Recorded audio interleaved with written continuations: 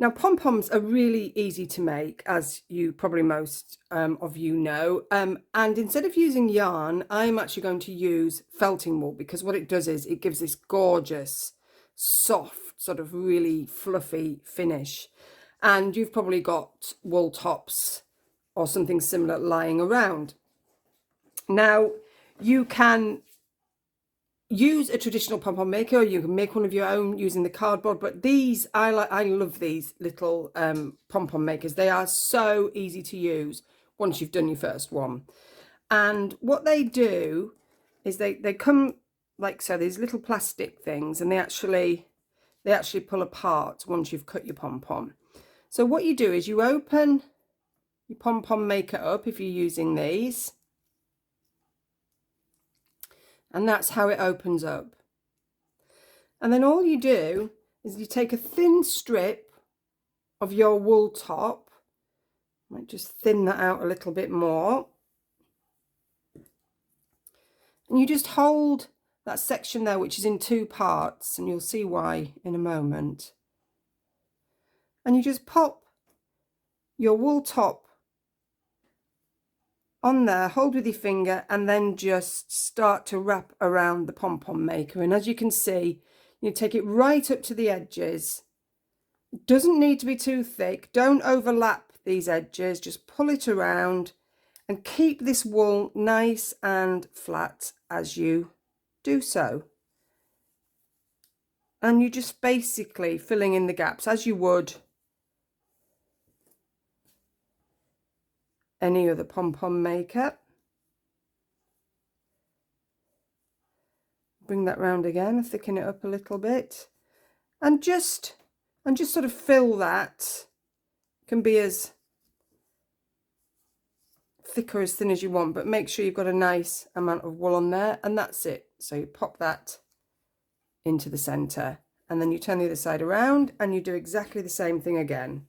So I'm going to just pull a strip of wool off, and this is probably a bit thinner than the other side, but I'm really not bothered about that. It doesn't matter.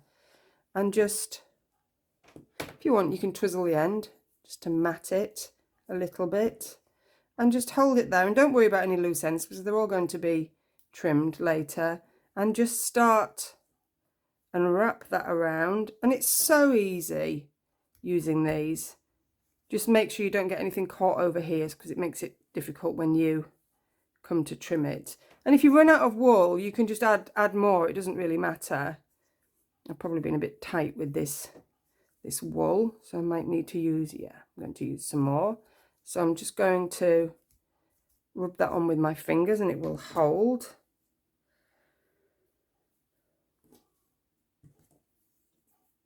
So I'm just going to pop that where the gap is, and just go over, come round, keep it moving, and that's it. And as you can see, make sure these areas are nice and free, and then pop that into the center, and there you go. So then the next step is just to simply trim. So you can see there's a gap, so we've got, it's in two parts and there's a gap.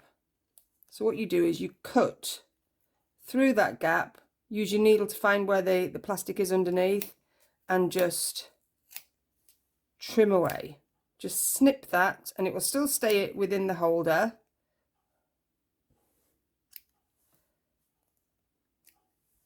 Go to the other side, do exactly the same. Start there, hold that down. Just poke your needle, your scissors in, and just use the base to rest them on as you work around, and make sure you snip off everything. Go back if you need to. And there we go. So now you can see this is all open and free. Now before we do anything, all I'm going to do is, because we want to hold it and secure it, I am going to take some wool top. You can use yarn if you want, and I'm just going to pull that down the center through to this side, pull it tight, keep your hands close to it so you don't pull the wool away, And I'm just going to tie that, as you would if you're using just your typical wool yarn, and then pull that tight until it actually, you can feel that it stops. It wants to go right to the center because it wants to hold that pom-pom nice and secure. And if you want, you can do that again and leave that loose end on, because I will show you how it can be useful when you're making your garland. And then just make sure there's no wool caught anywhere. Then all we're going to do is we are going to open up these arms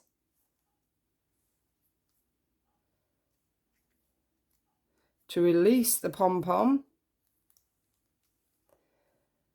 and then just gently pull it apart, and then it's in two halves. And then we can see here we have our pom-pom, which looks really sort of oddly shaped at the moment, but just give it a really good waggle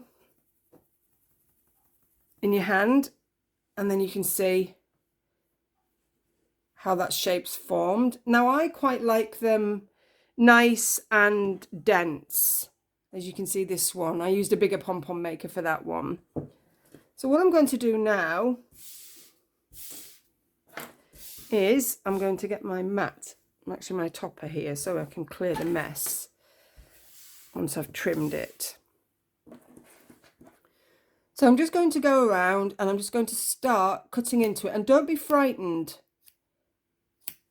of cutting quite a lot out, because if you want a nice dense pom-pom, and these will all be teased over, you want to take quite a bit off. If you like it loose, then you can just trim it to shape and then give it another shake, and that will show you where your sort of uneven areas are and where bits are sticking out.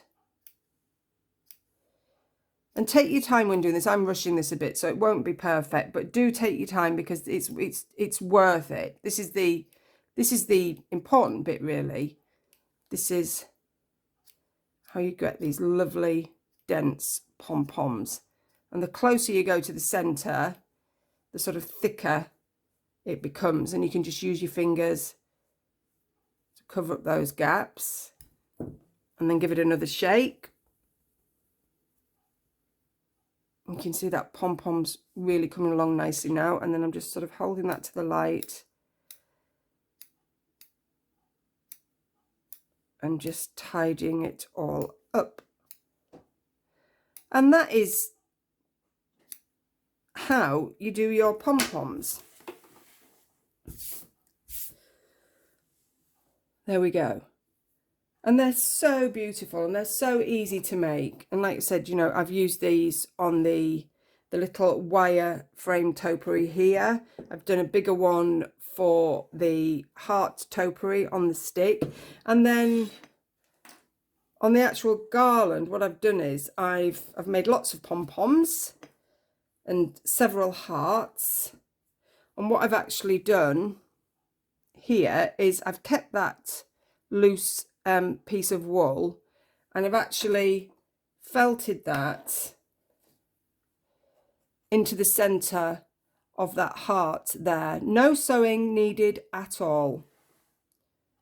And I've just pushed that in with the needle from the pom-pom, and then here I've got this beautiful, this is bright white sort of bio nylon, and it's just gorgeous white color. And what I've done is I've just tied it in a knot around the yarn that I've used to create the length of the garland. And that is it. That is how easy it is, and so effective.